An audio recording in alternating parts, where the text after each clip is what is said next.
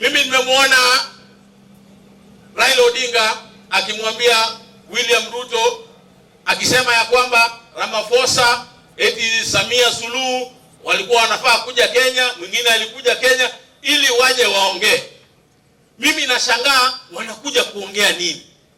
Kama ni gharama ya maisha, Samia Suluhu ako na nchi yake, Ramaphosa ako na nchi yake. Mbona uutishe marais wa jamhuri zingine waje kuongea kuhusu bei ya chakula? Njia peke yake ya kuongea kuhusu bei ya chakula ni kuongea na wakulima, waingie shambani, wapande mahindi, tuwapatie mbolea ili bei ya chakula irudi chini. Lakini vile Mheshimiwa Ruto alisema jana, wewe kama unataka kuongea na yeye yuko free, saizi yuko Mombasa, panda ndege, ingia kule, ongea na yeye hana shida na wewe.